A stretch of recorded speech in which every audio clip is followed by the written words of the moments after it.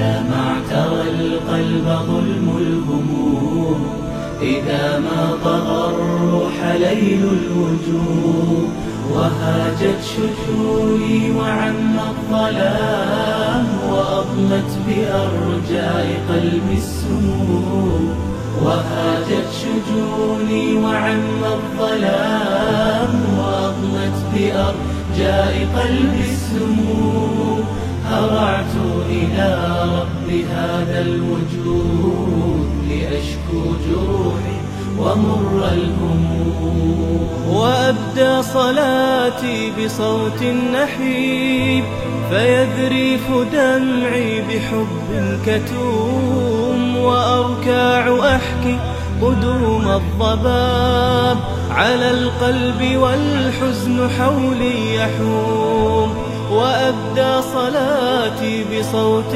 نحيب، فيذريف دمعي بحب كتوم، وأركع وأحكي قدوم الضباب على القلب والحزن حولي يحوم، أناجي فيسمع مناجاتي.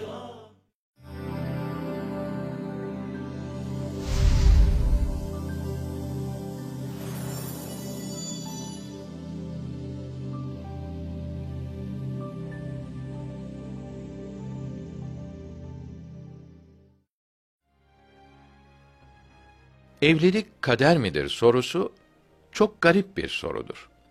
Bu soruyu ancak Allah'ın ezeliyetini ve ilminin nihayetsizliğini bilmeyenler sorabilir. Çünkü evlilik kader midir demek, Allah bu iki kişinin evleneceğini ezelde biliyor muydu demektir. Zira kader Allah'ın ilminin bir ünvanıdır. Evliliğin kader olmaması için Allah'ın evlenen o iki kişiden habersiz olması gerekir. Bu ise ilmi her şeyi, her mekanı ve her zamanı kuşatan Allah hakkında düşünülemez. O halde sorumuzun cevabı evlenmek elbette kaderdir olacaktır. Ancak burada iki farklı durum söz konusu olabilir. 1. Allah ezeli ilmiyle evlenecek kadın ve erkeğin kendi cüz'i iradelerini kullanarak birbirleriyle evlenmek isteyeceklerini bilmiş ve zamanı geldiğinde onların bu arzularını külli iradesiyle yaratacak olduğundan dolayı ezelde kader defterlerine birbirleriyle evleneceklerini yazmıştır.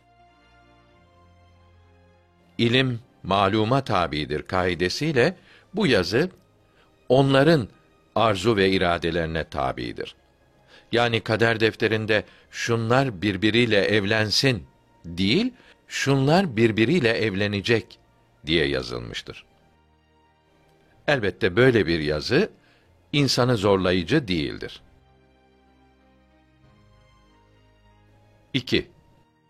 Bazen de ya bir şükür ya da sabırla imtihan olmaları için kulun cüz'i iradesi karışmaksızın Allah iki kişiyi karşılaştırır ve onları birbirleriyle evlendirir.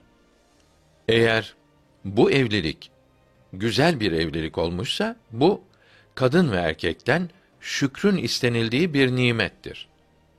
Eğer bu evlilik kötü bir evlilik olmuşsa bu evlilik sabrın istendiği bir imtihan olur. Erkek kadınla, kadın da erkekle imtihan edilir. Demek ki yapılan bütün evliliklerde kulların cüz'i iradeleri esas alınmamaktadır. Başka bir ifadeyle ihtiyari fiillerden olan evlilik bazen ıstırari fiiller gibi kulun müdahalesi ve seçmesi olmaksızın meydana gelir.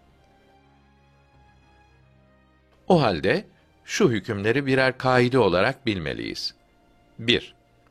Eğer kul bir şeyin olmasını ister, ancak Allah onun olmasını murad etmezse, o fiil vücuda gelmez ve meydana çıkmaz. Eğer vücuda gelmeyen bu arzu bir hayır ise, kul niyetinin mükafatını görür.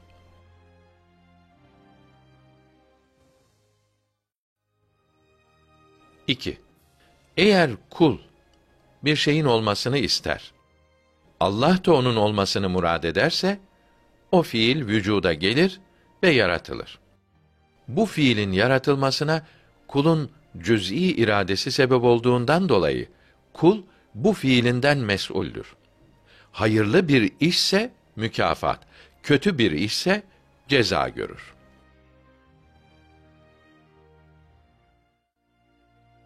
Üç, kulun hiçbir müdahalesi olmaksızın, sırf Allah'ın dilemesiyle yaratılan fiiller. Bu tür fiillerde kulun cüz'i iradesi işe karışmaz. Daha önce ifade ettiğimiz gibi, şükürle veya sabırla imtihan olmaları için Allah onu icat eder. İşte evlilik bazen ikinci gruba giren bir fiildir. Kulların cüz'i iradelerini kullanmaları neticesinde Allah istediklerini yaratır.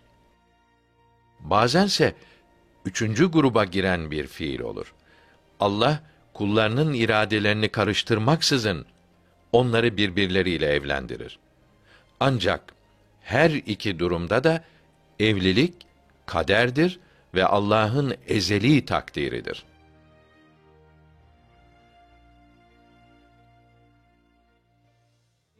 وأشدو فيهتز قلبي الرؤوف فتشدو بروحي تراني موجد وأشعر أني وطأت النجوم